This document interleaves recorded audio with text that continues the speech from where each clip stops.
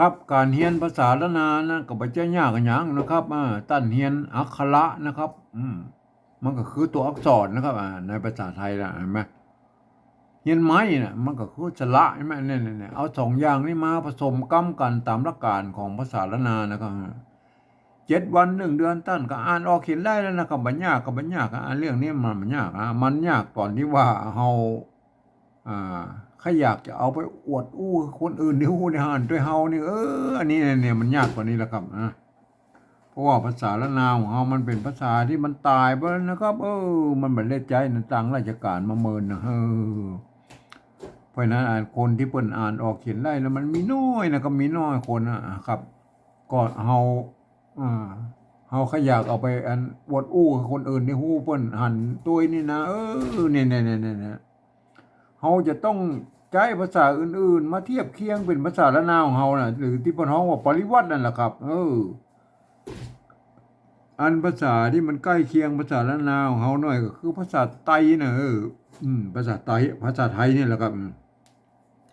เพราะว่ามันเกิดมาจากที่เดียวกันนะครับที่ปอกหัวรามคำแหงที่เดียวกันนี่แหละครับ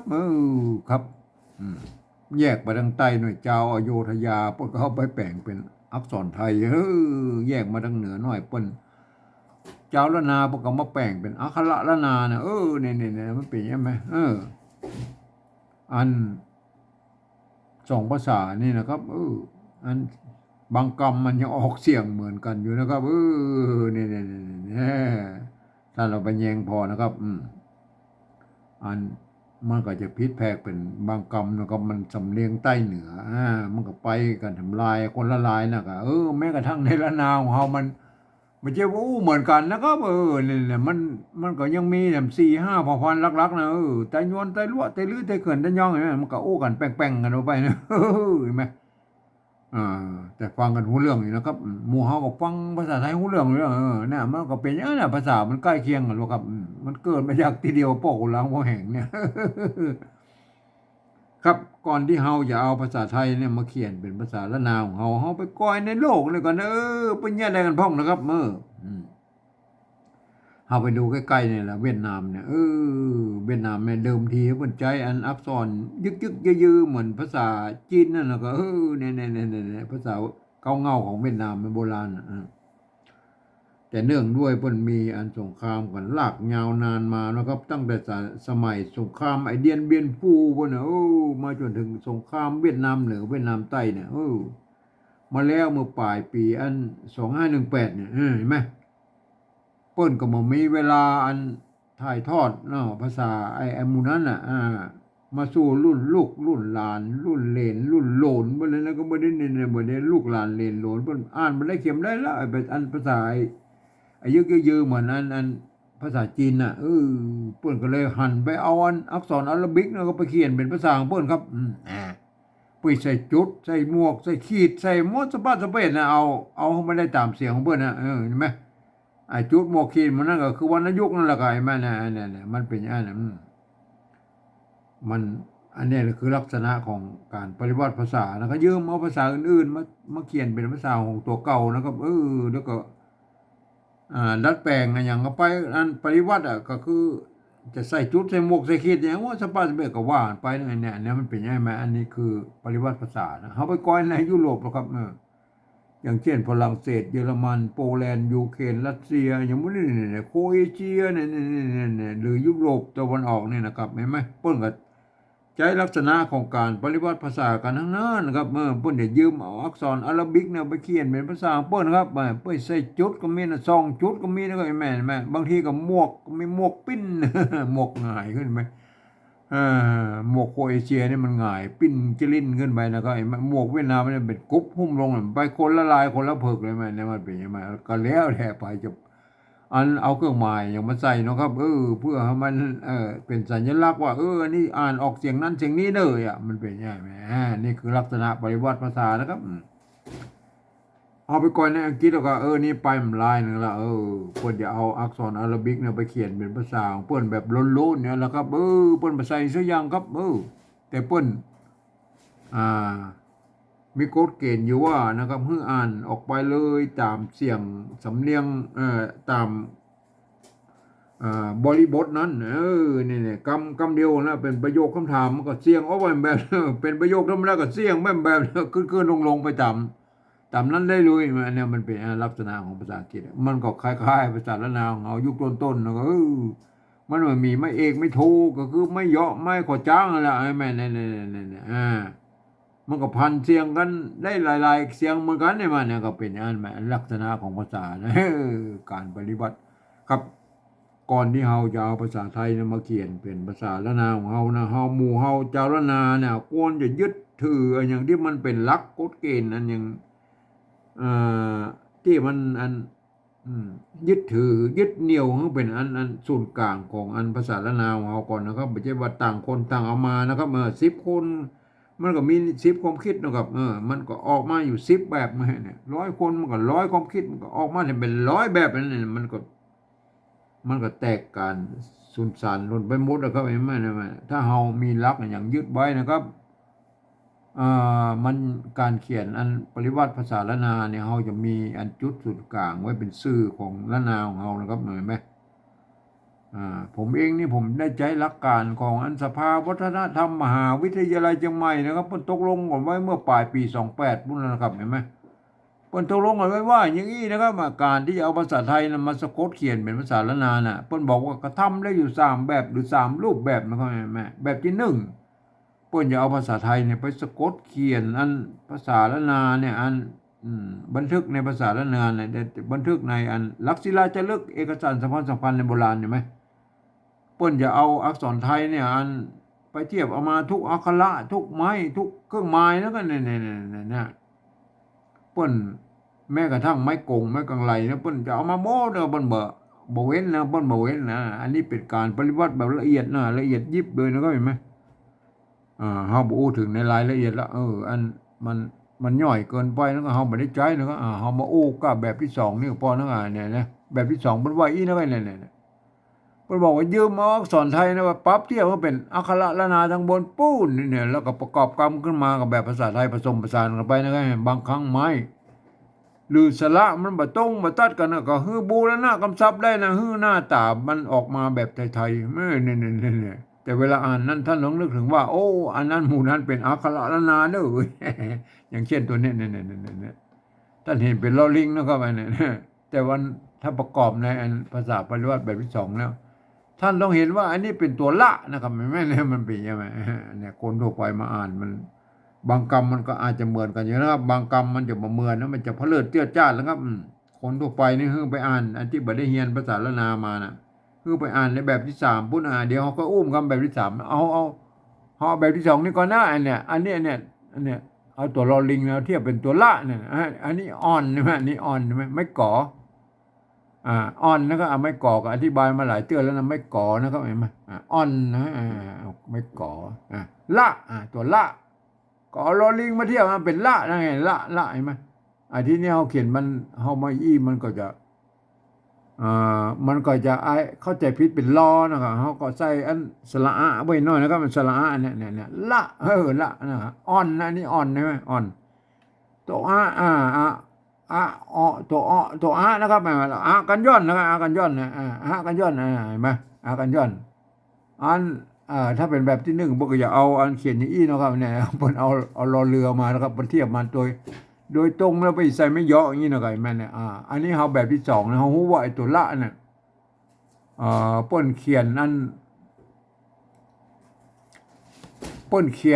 น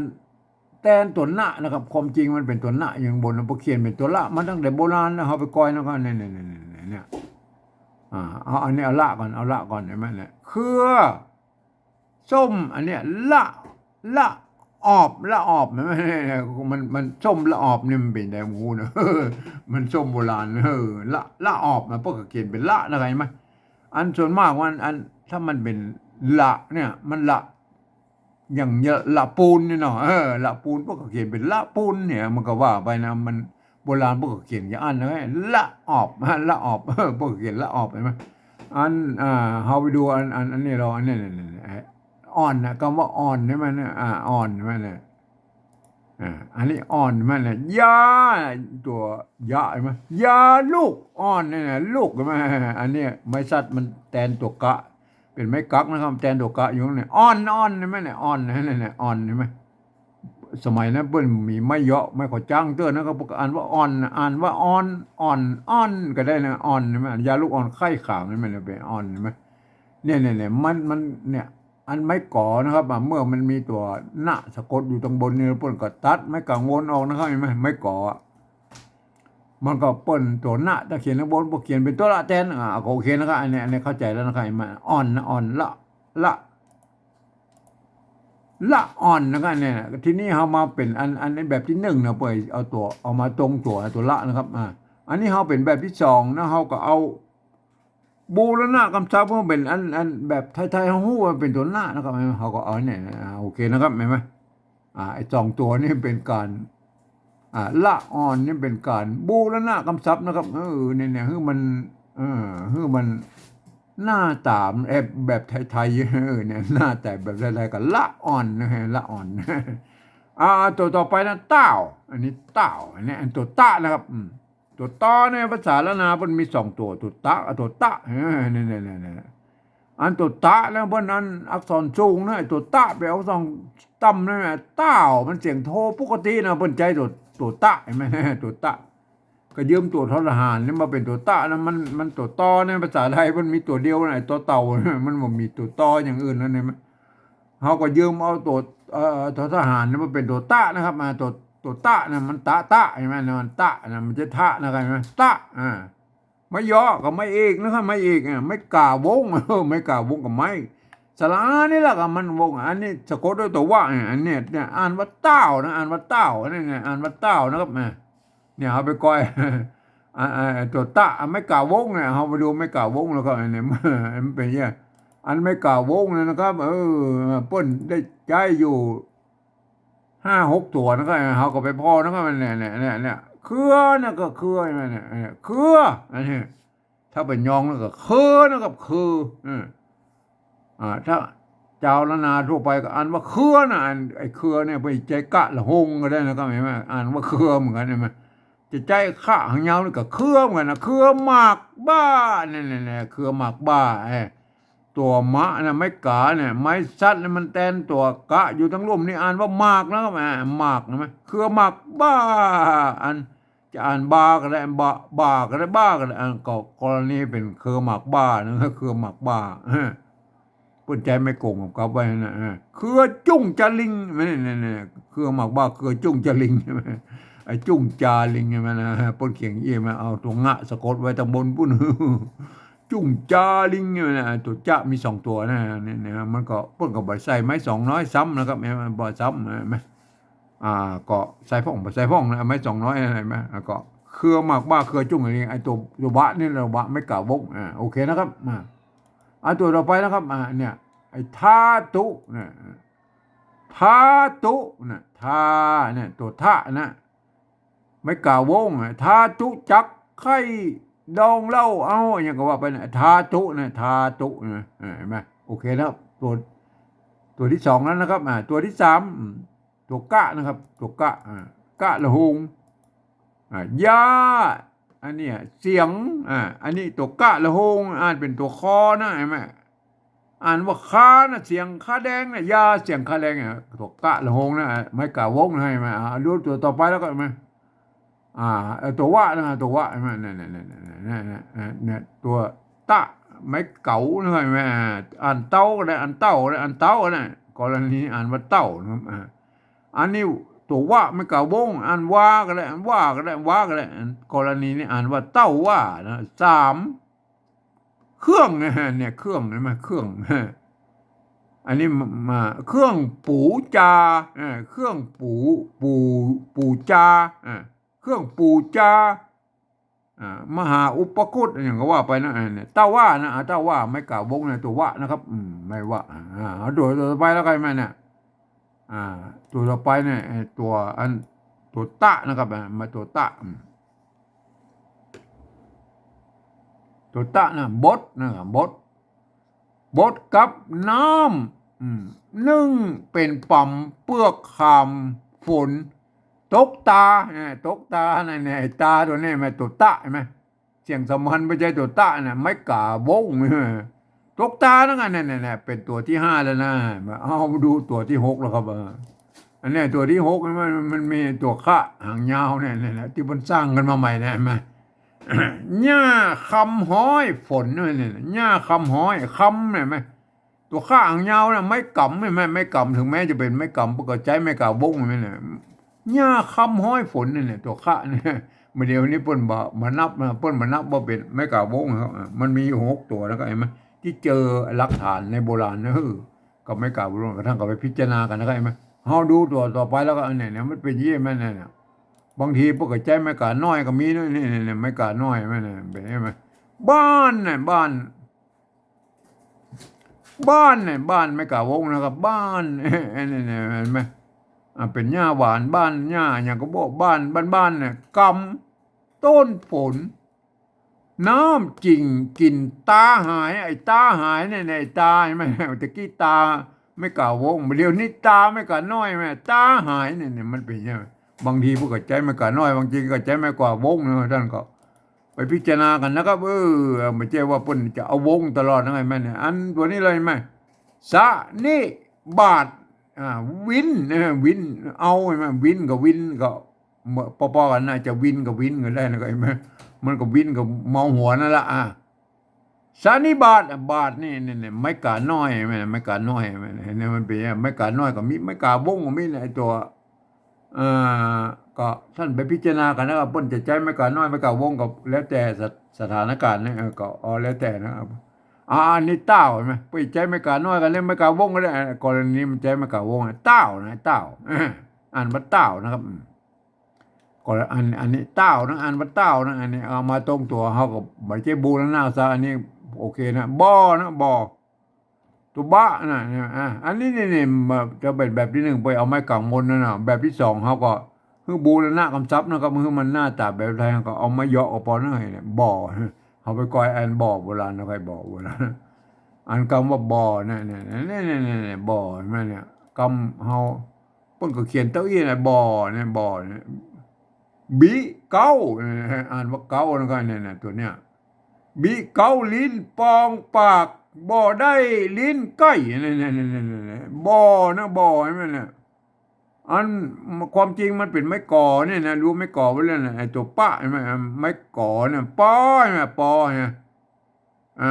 จะอ่านปอก็ได้อ่านป้อก็ได้อ่านปอก็ได้เนี่ยกรณีอ่านว่าปอไส้เกลือกินปอตัดสะหน่อยเนี่ยบ่อก็บ่อเนี่ยความจริงมันน่าจะมีอากันย้อนอยู่ตรงลมนี่นะครับมาถ้ามีอากันย้อนนี่มันจะไปตรงไปตัดกับบ่อน้ำบ่อหินอย่างพวกก็เลยเอาเป็นตัวพิเศษเนี่ยตั้งแต่โบราณมาแล้วนะไอ้บ่อเนี่ยเปิ้นมันใส่อากันย้อนนะก็ไอ้บ่อเนี่ยมันเป็นยังไงมันเห็นไหมไอ้บ่อโบราณเบิ่งเขียนเท่าไอ้ตัวบะไม่กังมนนะพวกก็บ่อนะเปิ้นอ่านบ่อได้ลิ้นใกล้ลิ้นปองเลยมันก็ว่าไปบ่อนะเห็นไหมเอาไปปิกไปดูอันบ่อของเราแล้วนี่บ่อของเราก็เขียนเท่าอี้นะก็บูรณะคำศัพท์นะครับบ่อดีตัวอันนี้มันตรงตัวได้ดีนะตัวดะไม่กี่ดีนะไอ้บ่อนี่บูรณะคำศัพท์นะครับบ่อโอเคนะครับไอ้ดีนี่ตรงตัวนะบ่อดีอันนี้นะตักใช่ไหมตักตัวตะตัวตะเขาก็ดูได้แก่ตัวมันตัวตะใช่ไหมตัวตะตอนตั้มใช่ไหมนะตัวตะไม้ซัดไม่ตัวกะอ่านว่าตักนะก็ไม่ใช่ทักนะครับอ่านว่าตัก อ่านว่าตักนะเขาไปโกไอ้ไม้อันไหนไม้นี่เราไม้ซัดเป็นไม้พัดเนี่ยเนี่ยอ่านว่าเต้านะเนี่ยเต้าเนี่ยไม้เก่าเนี่ยไม้เก่าอันนี้เพิ่นใจไม่กงกับไว้นั่นไม้เพิ่นใจไม่ซัดไม่กงก็เลือกเอานะครับก็แล้วแต่นะครับโบราณเพิ่นก็มีนะฮะอันใจไม่กงกับส่วนใหญ่ไปนิยมปุ้นในธรรมอีสานหมดเลยไหมถ้าเป็นเจ้าละนาส่วนใหญ่แล้วไปใจไม่ซัดนะครับไหมส่วนน้อยพวกใจไม่กงลูกเขามีก็แล้วแต่ท่านชอบนะครับไอ้เต้ากันเนี่ยเต้าอันว่าเต้ากันนี่มันอันนี้ไม่ซัดเลยไหมทำหน้าที่เป็นไม้พัดแล้วครับสะกดด้วยตัวหน้าใช่ไหมเต้ากันเนี่ยฟักใช่ไหมฟักในตัวฟ้าใช่ไหมอันตะกี้มันตัวต้าใช่ไหม ตะกับฟ้าเป็นอักษรต่ำไหมแม่เมื่อสะกดด้วยตัวกะเนี่ยมันไม่สั้นเนี่ยมันออกเสียงตีสั้นที่ตายนะเต้ากันฟักเห็นไหมฟักกับตักเห็นไหมเนี่ยเต้ากันฟักต่ำผงตักแห้งใบเนี่ยก็ว่าเป็นฟักเห็นไหมฟักเนี่ยก็ออกเสียงตีแล้วนะตัวฟักนะเว้ย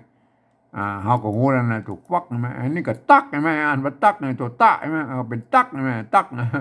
อันนี้เรา อันนี้คนนะไงตัวข้าหางยาวนะข้าหางยาวบนยืมตัวคอคนไม่เป็นข้าหางยาวนะเห็นไหมอันตัวหน้าเห็นไหมอันนี้ไม่กงเขาอันแบบที่หนึ่งไปเอามาตัวนะแบบที่สองเขาเอาแค่นี้แล้วกันเนี่ยเอาแค่นี้ก็คนนะมาเอาไปดูไหมอันไม่กงเนี่ยคนนะไม่กงไม่กงนะไหมเนี่ยไม่กงไม่เนี่ยไม่กงเนี่ยพงเนี่ยอันตัวตะกี้ละเต้ากันฟักจำผงเห็นไหมผงเห็นไหมตัวพระเห็นไหมพระในสมัยโบราณพวกเขียนไปยี่นะก็เห็นไหมแล้วปนตะวันห่างอยู่ทั้งนอกนะมาทั้งนอกเห็นไหมประเดี๋ยวมันกลายเป็นตัวละตะไปแล้วก็เห็นไหมผงตักแห้งเลยผงมันประเดี๋ยวมันตัวพระพวกเขียนม้วนห่างไปทางในพวกนั้นไม่ก็สุดแล้วแต่ท่านแล้วก็เต้ากันฟักตำผงเนี่ยผงไม่กงไม่กงสะกดตัวง่ายไหมเอาไปดูตัวเราไปแล้วไม่กงไม่เหรอเนี่ยเห็นไหมอันนี้ก็คือไม่กงนะใครมาโอเคนะครับไม่กงโอเคนะเนี่ยไม่กงผงอันนี้ก็จะครบแล้วนะก็เป็นคนนะเห็นไหมมันเป็นไม่โกะโลดโลบนะครับเห็นไหมอันตัวเราไปแล้วก็มาอันนี้ก็โบราณคำศัพท์นะครับโบราณคำศัพท์อันนี้เนี่ยคนเพราะว่าเขาบอกไม่กงมาแล้วก็โอเคนะครับต่อไปมันไม้เก่าก็ไอ้ตัวทะนะไงตัวทะทะกับถอทุงนะไม้เก่าสระเอาเนี่ยไม้เก่าเนี่ยถ้าเป็นแบบที่หนึ่งเปิ้นจะเอาไม้ซัดมาตัวนะครับเปิ้นจะเขียนนี่นะแบบที่หนึ่งเนี่ยแม่เนี่ยแล้วก็ใส่ไม้โทยอะไรอย่างนี้เลยแบบที่หนึ่งนะของเขาแบบที่สองเขาเอาแค่นี้นะครับมันเนี่ยเท่าเนี่ยคำว่าเท่ามันเนี่ยเท่าเขาไปกอยอันไม้เก่าโบราณก่อนนะครับ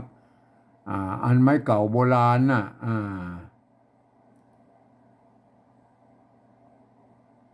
อันไม้เก่าโบราณนะครับมาเอาไปดูไม้เก่าโบราณก็ไหมอันไม้เก่าโบราณนะเนี่ยไม้เก่าโบราณนะก็คืออันโตตะกี้นะเนี่ยเต้าเต้าเต้านะไม้เก่าตัวก็ได้เป็นใจไม้กงคำเขาไว้นะไม้เก่านะแม่เนี่ยมันเป็นเวลาสมัยนั้นมันผมมีไม่เยอะไม่ก็จ้างประการว่าเต้ากันพักตำไม่เก่านะมันใจไม่กงเอากลับไปฮะดูตัวต่อไปแล้วกันอันตัวต่อไปเนี่ยไม่อันเนี่ยไม่เก่า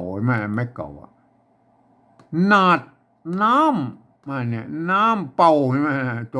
ตัวละลอลิง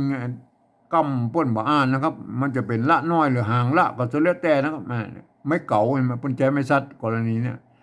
อ่านเป๋าก็ได้อ่านเป่าก็ได้อ่านเป้าก็ได้นะครับกรณีนี้อ่านเป็นนาดน้ำเป่าตั้งสามผีเสื้อตั้งอะไรอย่างก็ว่าไปนะโอเคเป่าใช่ไหมมันอ่านว่าเป่าถ้าไทยกับเปล่านะมันอ่านเป่าน้ำเป่าน้ำบาดาลนะครับมาเขาดูตัวต่อไปแล้วก็น้ำเป่าน้ำบาดาลเขาเขียนแบบเดียวกันนั่นเขียนแบบได้นะอันนี้ก็เขียนแบบเดียวใบเนี่ยมันเนี่ยแต่เขียนแบบตะกี้นะตัวละเป็นหางละกั้มไม่เนี่ยไม่เก่าไม่เนี่ยมันเนี่ยไม่ชัดกำกับไว้เนี่ยกรณีนี้อ่านว่าเป้ามันอ่านเป่าก็ได้เป่าก็ได้เป้าเนี่ยมันสามเสียงได้สามเสียงนะใบเป้าตองแตกบ้องใบเป้าก็คือใบพืชชนิดหนึ่งนะครับก็ที่เป็นเอามาแปลงยาใบเป้ามันเป็นยังไงอันนี้คือไม่เก่านะครับไม่เก่าใช่ไหมเนี่ยบางทีเพิ่นอันไม่เก่าพวกก็มีอย่างอี้นะเนี่ยเนี่ยเอาหากมุกหลวงเคี้ยวใส่เหล้ากินเนี่ยเหล้าใช่ไหมเหล้าไม่เก่าเนี่ยไม่เหล้าเนี่ยไม่เก่าหัวนึ่งเนี่ยมันเนี่ยบ่เขียนไม่เก่าหัวนึ่งลักษณะอย่างนี้เลยไหมเพิ่นว่าเหล้านะครับเหล้ามันเป็นยังไงเขาไปดูตัวต่อไปเราไม่เก่านะเห็นไหมอันเนี้ยอันเนี้ยเห็นไหมกรณีนี้บอกเขียนไอ้เหล้าตะกี้ไหนมาเนี่ยดองเหล้าดองเหล้าเอาดองเหล้าพวกเขียนตัวเองมันมีไม้ขอจ้างนะพวกอ่านว่าเหล้าอันนี้เขียนแบบธรรมดาตะกี้เขียนแบบไม่เก่าหัวนึ่งเนยมันเอาดูตัวต่อไปแล้วอันเนี้ยไม่เก่าหัวนึ่งนะพวกก็ยังมีอยู่นะครับที่บรรจัยนะก็ยังมีทำนั่นแหละอันนี้ตัวกะงิ้วอันนี้ตัวกะอ่านกองก้อง ก้องงิ้วก้องก้องก้องเข้าก้องเข้าเข้าเขาเข้าข้าวเคี้ยวเห็ดกระด้างเนี่ยก็ว่าไปแล้วอันเนี้ยเข้าใช่ไหมตัวคะเนี่ยปุ่นใจไม่เก่าหอนึ่งใช่ไหมเก่านึ่งโอเคนะครับไหมทีนี้เขาก็หัวไม้เก่ามันเป็นยังไงนะอันนี้ไม้เก่าใช่ไหมอันนี้ไม้เก่าที่ปุ่นใจไม่ซัดกับไว้นะครับไหมบางที่ปกติไม่กงนะครับไม่กงกับว่านิยมในปู้ในทำอีสานมันก็แต่ละนาบางส่วนน้อยปกติอยู่นะครับไม่กงกับไว้นะใช่ไหม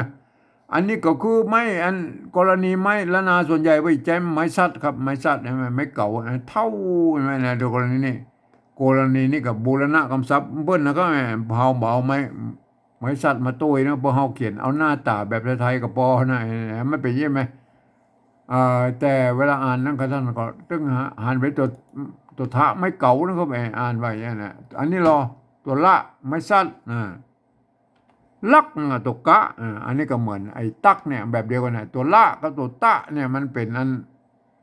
อักษรต่ำนะครับตัวละอักษรต่ำตัวตะอักษรต่ำอันนั้นตักใช่ไหมอ่านว่าตักเนี่ยอันนี้ก็อ่านว่าลักนะลักจึงตีตายตีสั้นใช่ไหมลักใช่ไหมเอาเลยอันนี้ละบอดีใช่ไหมเอาอันยุคละนายุคปลายๆเพิ่นก็อย่างว่าเขียนบอดีกำอย่างนี้มันยาวไปแล้วมันจะล้นมันทันมันจะเปลืองพื้นที่แล้วก็เพิ่นก็เลยเอามาเป็นตัวพิเศษใช่ไหมละนายุคปลายๆมันก็เลยมาจนถึงปัจจุบันนี่มันก็ปรากฏคำว่าบอดีเนี่ยมันก็มาเป็นอย่างนี้นะก็บอดีนะครับเนี่ยมันเป็นอันก็คือตัวหน้านี่แหละก็บอดีนะเพิ่นเอาไม้กี่เนี่ยไม้กี่เนี่ยเลื่อนมาไว้เนี่ยเพิ่นตัดไม้กระมงเลยครับเพราะเอาไม้กี่เอามาเลื่อนมันนี่เอาตัวดะไว้ทั้งร่มนี่เนี่ยไม่ใช่อ่านว่าบีดนะอ่านว่าอันนี้เป็นกรรมพิเศษนะครับทำกรรมพิเศษที่มันยุคละนายุคอะไรไปมีหลายกรรมนะครับมีเป็น30ตัวนะครับมาที่เพิ่นสร้างขึ้นมาพัฒนามาเป็นไอ้เนี่ยกรรมพิเศษยุคละนายุคปลายๆมาจนถึงปัจจุบันเนี่ยเพิ่นก็อ่านว่าเนี่ยบอดี้ไม่ใช่อ่านบาบีดนะครับทีนี้เขาก็บูรณะคำศัพท์มันเป็นบอดี้นะครับบอเนี่ยเอาแบบนี้บอนี่บอกกับดีเนี่ยบอกกับดีเนี่ยบอกกับดีนะครับบูรณะคำศัพท์นะครับตัวนี้บอดีนะครับอันบอดีนี่บูรณะคำศัพท์นะครับบูรณะคำศัพท์นะครับตัวต่อไปนะอันนี้มันมีปัญหาแล้วตัวปะหางยาวเนี่ยไม่กาเห็นไหมสะกดด้วยตัวกะเนี่ยเป็นอันว่าปากนะปากโอเคนะไม่กาตัวกะอันนี้มันมีปัญหาแล้วปากโอเคนะได้แล้วนะอันนี้คือภาษาปริวัติแบบที่สองนะครับเห็นไหมอันเนี้ยที่อันเจ้าละนาของเฮานะจะเป็นไตยอนไตลั่วไตลื้อไตเขินไตย่องก็ควรจะเขียนกันได้ยังอี้นะให้ไหมเอาถ้าเฮาใจหลักการของสภาวัฒนธรรมมาเขียนนะให้ไหมมันก็เป็นอย่างอี้นะมันก็จะออกมาอีกแต่เวลาอ่านนะท่านก็อ่านไปตามสำเนียงของท่านนะครับก็ถ้าจะเป็นสำเนียงไตยอนไตลั่วไตลื้อไตเขินก็ท่านก็อ่านไปตามของพ่นนะตามสำเนียงของท่านนะครับไหมวันนี้จะอ่านแบบสำเนียงเชียงใหม่ไตยอนนะครับเนี่ยต้องหันว่าอันนี้เป็นตัวละตัวนะครับตัวตะตัวบะตัวดะตัวตะตัวข้าหางยาวเนี่ยตัวท่าเนี่ยต้องเห็นเป็นอักษรละนานะครับเนี่ยเห็นไหม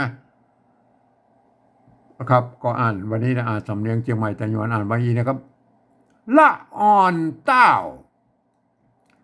บอดีตักคนเท่าลักบอดีปากนี่เป็นอย่างนี้ก็สำเนียงเชียงใหม่ไต้หวันนะครับถ้าเป็นสำเนียงยองมันก็เน่อไปอย่างหนึ่งเลยไหมอันสำเนียงไตลื้อตั้งลำปางแป้นั่นมันก็ไปแบบนึงก็แต่ก็ฟังกันออกอยู่นะครับฟังของเรื่องนี้ไตเขินตั้งปุ้นกับยานหน่อยก็ไปมาไปได้12 พรรณนาไปมันเป็นยังไงมันก็ต่างกันนะแต่เฮาควรจะเขียนได้เต้ากันนี่นะครับมันเป็นอ่ามันเป็นอันศูนย์กลางของอันภาษาปริวัติละนานะครับครับท่านก็ไปพิจารณากันครับถ้าเฮาไปโอ้ถึงอันสำเนียงอันถ้าจะเฮาทำสำเนียงเนี่ยก็คือปริวัติแบบที่3นะครับก็แบบที่3นั่นก็อันนี้มันไปตามคำอู้แล้วเมื่อมันไปตามคำอู้ก็อย่างว่ามันก็สำเนียงไผ่สำเนียงมันก็ไปสะกดกันเอาเองนะครับวันนี้อย่าสะกดเขียนแบบอันไตยวนเชียงใหม่นะครับไม่เฮามาสะกดเขียนเลยนะครับเห็นไหมเฮามาสะกดเขียนหลักการเอาหลักการของสภาวัฒนธรรมมหาวิทยาลัยเพิ่นตกลงกันไว้ว่าอย่างนี้นะครับ คือฟังเอาเสียงภาษาล้านนาทางบนปุ้นเพิ่นเปล่งเสียงออกมานี่เลยนะครับก็เอาภาษาไทยเขียนไปจะนั่นนี่แหละเพิ่นว่าอย่างเงี้ยนะครับเพิ่นว่าอย่างเงี้ยเพิ่นก็เริ่มคิดไปเนาะว่าโอ้อ่านภาษาไทยเป็นระบบ5เสียงนะครับอ่านภาษาล้านนาของเฮามันเป็นระบบ6เสียงนะการที่เอา5เสียงนั้นมาภาษาที่5เสียงมาเขียนเป็นระบบ6เสียงนะมันบ่ได้เป็นบางเสียงนะครับเห็นไหมอันเสียงที่มันมาได้ก็คือเสียงโทพิเศษโทเมืองน่ะอย่างเนี่ยเท่าเนี่ยเพิ่นบอกเขียนมาได้แล้วก็ในภาษาไทยเพิ่นเขียนได้แค่เท่านะครับอันเท่าแม่นมันเท่าคนเท่ามันเสียงโทพิเศษมันเพิ่นเขียนได้ก็แค่เสียงโทปกติเพิ่นบ่มีเสียงนี้ในภาษาไทยไอ้เท่าเนี่ยครับเห็นไหมเพิ่นบ่มีนะเพิ่นบ่มีก็เขียนมาได้เพิ่นก็บ่ได้สร้างวรรณยุกต์มาฮื้อนะก็เห็นไหมก็เฮาไปดัดแปลงเอาเองแล้วก็ปฏิวัติเอาแกนะก่อนที่เขาจะถึงเสียงโทพิเศษเขาก็ว่าก็ไปตัวก่อนนะก็อ่านอันนี้เปิ้นอ่านว่าละอ่อนนะครับละอ่อนน่ะละอ่อนน่ะเขาก็เอาภาษาไทยเขียนแล้วก็ไอ้ละอ่อนน่ะละอ่อนละอ่อนน่ะละอ่อนน่ะเขาเอาภาษาไทยสะกดเขียนเขาบอกไปพอทั้งบนหมดละเนี่ยมันได้เต้าอันนี้มันละอ่อนก็แล้วไปนะละอ่อนใช่ไหมไอ้ละอ่อนเนี่ยมันก็ประเดี๋ยวนี้มันก็จะเปลี่ยนไปเป็นละอ่อนมันก็ออกเป็นเสียงเอกนะมันก็สะกดกันไปนะละอ่อนนะเขาก็โอเคนะละอ่อนอันนี้เป็นละอ่อนละอ่อนโอเคแล้วครับตัวต่อไปนะละอ่อนนั่นแหละละอ่อนเต้านะอันนี้นะเปิ้นออกเสียงว่าเต้านะครับอันเนี้ยอันนี้ปกติเต้านะเต้าไม่เนี่ยอันเนี้ยตัวต้านะครับอันนี้อ่านว่าเต้านะอันทีนี้ภาษาไทยเขียนอย่างไรแล้วก็เปิ้นว่าเต้ามันเต้าแล้วมันต้องเอาต่อเต้าเขียนนะเนี่ยแหละ เตาใช่ไหมเตาเนี่ยใส่เมฆเหรอเตาเนี่ยบางคนพวกก็อันนี้เนี่ยเปิบขี้ตูเอาไอ้เนี่ยภาษาไอ้เท่าเนี่ยมันเป็นเสียงโทนะแล้วมาเขียนเต้าเนี่ยมันต้องใส่ไม่เอกมันก็กลายเป็นเต้าเนี่ยนะมันเต้านะมันเต้าเอกนะมันเต้าใส่ไม่โทแล้วเต้าเนี่ยเต้าเนี่ยได้เลยเต้าอันนี้ก็เต้าอันนี้ก็เต้าเนี่ยเต้าเนี่ยเห็นไหม อ่าเห็นไหมอันนี้คืออ่าก็พันเสียงไม่ตามภาษาไทยอะครับเห็นไหมความหมายเขาบอกเกิดแล้วมันเป็นยังไงก็หมูแล้วเบาแล้วเขาเอาตามเสียงครับละอ่อนเต้าอันนี้เต้าอ่านมาเต้ากันไหมเนี่ยโอเคแล้วครับอ่าไอ้เต้านี่เปิ้นเขาบอกปริวัตินะครับปริวัติคือมันได้ตามเสียงของภาษาละนาทั้งบนปุ้นอันนี้เต้านะครับเต้าได้นะเสียงโทปกตินะแม่เอาตัวต่อไปแล้วครับบอนะบอใช่ไหมบอดี้บอดี้อันนี้ก็บอดี้เนี่ยแบบนี้ก็บอดี้เขาบอกพอทั้งบนว่าเอาบอดี้ไทยใช่แล้วก็บอดี้เพื่อจะเขียนอย่างไรแล้วก็บอดี้เนี่ยภาษาไทยพวกเขาเขียนแล้วอย่างบอดี้อันนี้คำว่าบอดี้ครับพวกเขาเขียนบอดี้ใช่ไหมเห็นไหมพวกเขียนได้เขาก็ไม่ต้องไปยุ่งแล้วก็โอเคนะบอดี้นะบอดี้อันตัวต่อไปแล้วไอ้ตักนะครับอันนี้ก็ไอ้ตัวนี้เป็นอ่านว่าตักนะครับตักไม่ใช่ทักนะครับตักนะอ่านว่าตักนะตัวตะนะอันนี้ก็ตักนะตัวตะนะตัวตะอ่านว่าตักนะเฮาเอาภาษาไทยเขียนแล้วก็ไอ้ตักมันต้องเอาต่อเต่าเขียนใช่ไหม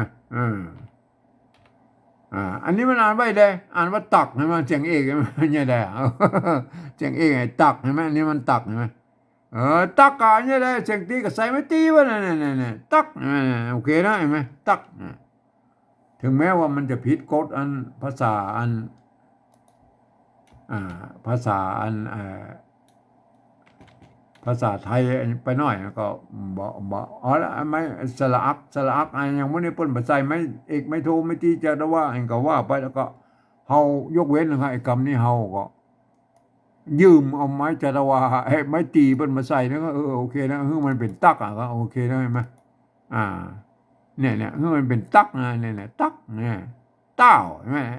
บอดี้ตักมันเป็นยังไงตัวต่อไปแล้วตัวต่อไปนะครับอันนี้ได้นะตักเนี่ยเห็นไหมอันนี้คนเนี่ยไหมเนี่ยเพิ่นออกเสียงคนเนี่ยอันนี้แบบที่สองนี่บอกแบบที่อ่านว่าคนเนี่ยไหมทีนี้เฮามากอยแบบภาษาไทยแล้วเฮาบ่พอทั้งบนว่าคนนะกับคนนะอันในอันภ ภาษาไทยเพิ่นเอาคอควายเขียนเนี่ยคนเนี่ยเป็นยังไงเนี่ยคน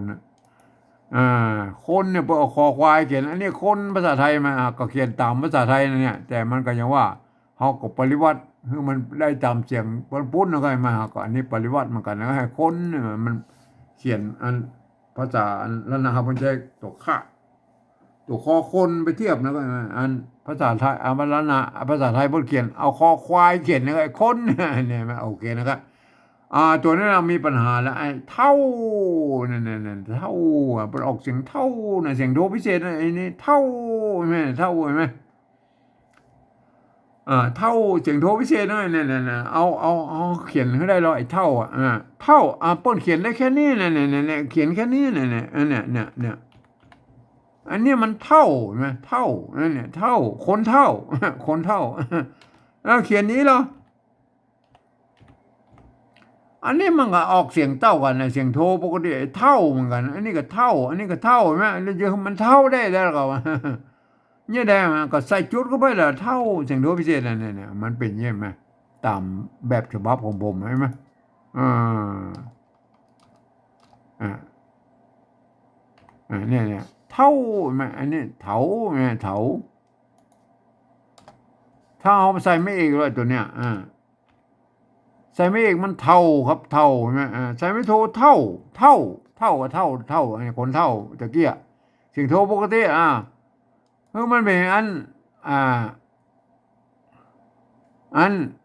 เนี่ยคือมันเสียงโทพิเศษเท่าใส่จุดเข้าไปเนี่ยตามแบบฉบับของผมนะผมอย่าจุดประดับไว้นะก็ใช่ไหมเพื่อให้รู้ไว้ว่าโอ้อันนี้เป็นเสียงโทพิเศษนะครับก็ปฏิบัติไปตามภาษาเวียดนามนะตามแบบฉบับของเวียดนามนะไปใส่จุดใส่หมวกใส่ขีดอย่างว่าฉบับเลยอันเสียงเท่าเนี่ยนะเสียงโทพิเศษนะครับวัดพระสิงห์เชียงใหม่เป็นห้องว่าเสียงตีเพี้ยนนะครับเนี่ยเพื่อนจะใช้ตัวเอียงนะไผ่จะห้องว่าห้องตีเพี้ยนโทเมืองโทพิเศษอย่างจ้างมันก็คือเสียงระหว่างอันเสียงโทปกติถึงเสียงตีนั่นก็มาอยู่กึ่งกลางนั่นเท่าคนเท่าไม่เป็นอย่างนั้นนะกรรมนี้ก็โอเคนะครับอันบุอันปริวัตินะครับปริวัติเท่าเนี่ยนะครับตามหลักการของภาษาเวียดนามใหม่ใส่จุดใส่หมวกใส่ขีดอย่างว่าสะพะสะเปดเอาก็เอาผมเองว่าเอาแค่จุดมาประดับไว้นะครับเท่านี่นะครับเห็นไหมตัวต่อไปนะครับลักนะครับลักนะเสียงตีสั้นตีตายนะลักนะอันนี้ก็ลักนะเอาก็ลักขโมยลักอย่างนี้ลักนะลักก็โอเคนะเอาลักไทยใส่นะก็เพื่ออ่านได้เท่ากันเนี่ยลักบอดี้นะบอดี้บอดี้กับอูตะกี้แล้วมันเหมือนกันนะบอดี้เอาบอดี้ไทยใช่นะบอดี้บอดี้อันนี้ก็ไม่ได้แล้วบอดี้ลักบอดี้ได้ไหมตัวสุดท้ายก็ปากใช่ไหมปากเสียงเอกใช่ไหมเนี่ยปากใช่ไหมปากอันนี้ก็ปากเสียงเอกนะเอาปากไทยใส่แล้วก็ปากปากภาษาไทยปากมันก็ได้เท่ากันไอ้ปากนี่ไหมบางครั้งมันก็เหมือนกันแล้วก็ภาษาไทยภาษาละนาเพราะว่ามันเกิดมาจากที่เดียวกันแล้วก็ปอกหัวรามคำแหงเนี่ยเพราะนั้นบางเสียงมันยังเต่ากันอยู่นะครับบางเสียงมันเต่ากันปากนี่มันปากกับปากนะเป็นยังไงได้แล้วนะครับภาษาปริวัติแบบที่3แบบสำเนียงเชียงใหม่แต่ยอนนะครับเห็นไหมก็จะเขียนกันได้อย่างนี้นะครับอันถึงแม้ว่าท่านจะเป็นอันฝรั่งมังค่าลุกแต่ไหนมานะครับเรียนภาษาไทยมาเรียบร้อยแล้วนะครับก็อ่านไปตามหลักการของภาษาไทยนะครับเกือบทุกประการนะยกเว้นมันเกือบทุกประการนะครับยกเว้นคำที่มีจุดนี่คืออ่านออกเสียงโทพิเศษโทเมืองนะครับมันเนี่ยมันเป็นยังไงเนี่ยมันเป็นยังไงมันมีข้อยกเว้นอยู่นะครับคำที่มีอันไม้จัตวาคือเป็นออกเสียงจัตวานะครับวันนี้มันมีก็มันเป็นอย่างก็อ่านเป็นเสียงจัตวานะคำที่มีไม้ตีเงี้ยก็ออกเป็นเสียงตีนะตักมันเป็นยังไงเนี่ยคำที่เป็นอยเป็นพยัญชนะต้นนะครับก็คืออ่านออกเสียงยอยักษ์ไทยนะครับเห็นไหมนะคำที่เป็นอ่านเป็นยอตัวเดียวเป็นพยัญชนะต้นก็คืออ่านเป็นออกเสียงยอยักษ์แบบละนานะตัวยอนะมันเป็นยังไงมาก่อนไหมถ้าท่านหูหลักการอย่างอันแล้วก็อ่านไปตามหลักการของภาษาไทยไอ้ตัวอื่นๆเห็นไหมท่านก็จะได้สำเนียงเชียงใหม่แต่โยนไปเลยนะอ่านไว้ยีนะครับแหมละอ่อนเต้าบอดีตัก คนเท่าลักบ่ดีปาก มันเป็นอย่างนี้ อันนี้ขัดซื้อสำเนียงเชียงใหม่ไต้หวันสำหรับแบบที่สองนั้นน่ะอันเจ้ารนาเฮาก็ควรจะเขียนกันได้ยี่นะครับอันนี้เนี่ยเป็นยี่มากก็ต้องไปไว้เป็นสื่อกลางของเจ้ารนาของเฮานะครับแต่เวลาอ่านท่านก็อ่านไปตามสำเนียงของท่านนะครับเห็นไหมอันนี้วันนี้จะอ่านแบบสำเนียงเชียงใหม่ไต้หวันนะครับอ่านไว้ยี่นะครับละอ่อนเต้าบอดีตักคนเท่าลักบอดีปากอันนี้ คือสำเนียงเชียงใหม่ไต้หวันสำหรับภาษาละนาทางโบนปูน